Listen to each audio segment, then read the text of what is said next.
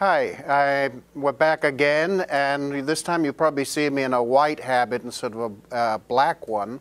And this is our missionary habit. We use it especially in very hot areas. As you know, walking in the sun in something black can be pretty bad. Anyway, one of the things I wanted to mention is, discerning a vocation is very multifaceted. On one hand, we try to clarify what is the type of lifestyle God is calling me to. And we know that we can distinguish, let's say, the diocesan priesthood and the religious priesthood or the brotherhood. And that is one big group. The key thing for religious life is that we feel called to live in community. And that is a very key element. And you can look at the other details in the written text I've left on the webpage. The other thing is that the emphasis in the religious community on contemplation on one side and let's say activity or ministry on the other side. Now, some orders or communities are very emphatic on the contemplative side. In fact, they're totally contemplative orders. Take an example, the Trappist. Now, they don't go out to do ministry outside, so it's highly contemplative. Other orders, like the Jesuits, are highly active. And then there are those orders that somehow combine both aspects. So that's one thing you want to also look at when you're looking at different religious orders or communities. And then you've got, we could call the spirituality or the charism. What is the type of spirituality that sort of is like at the heart of that order? And I'll give you the example of the Passionists. We Passionists, we're sort of like blending in the contemplative and the active aspect of life.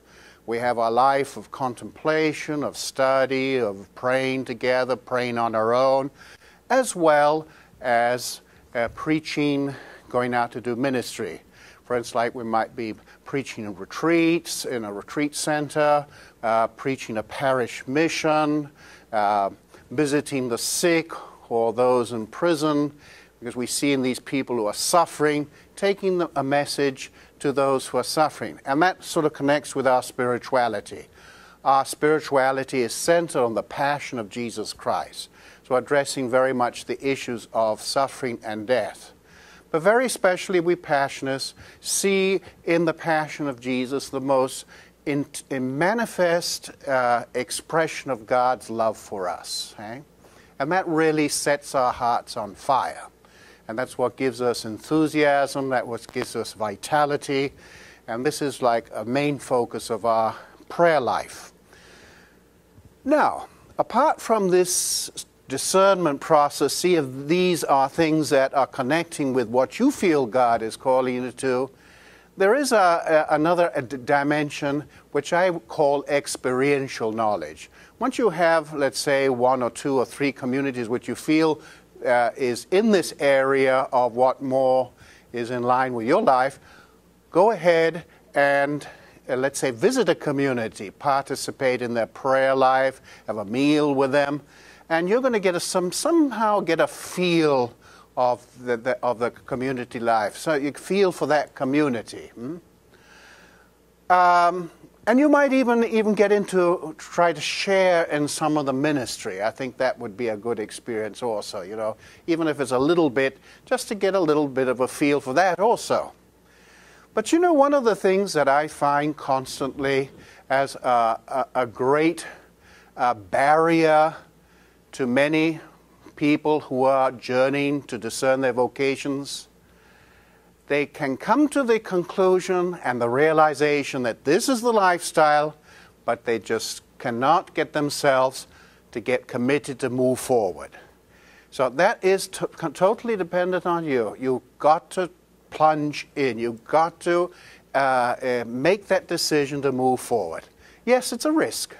but life is a risk. So please, once you see things clearly, of course, you're not going to always have 100% clarity. And yes, you're going to notice some things that are not ideally as a religious congregation wants to be, because we're all limited. There's always going to be the human element, and you're going to always see defects. If you're going to look for a perfect community, well, forget it. You won't find it. Every religious community has its limits. The important thing is that you have clarity about its ideals. And the reason why you're joining that community is to live up to those ideals and try to help the community also live up to those ideals. That's the important thing. So it is very important, once you see the clarity, go ahead, get going. Otherwise, you're going to be the indecisive person who's going all through your life. You're going to get to be too old then to join any religious order. You might land up, in fact, as a frustrated sacristan in some church. So this is just a few things I wanted to share with you. God bless, and nice to have shared this with you. Get in contact with me if you want to, by my telephone or my email, or make a site to see me.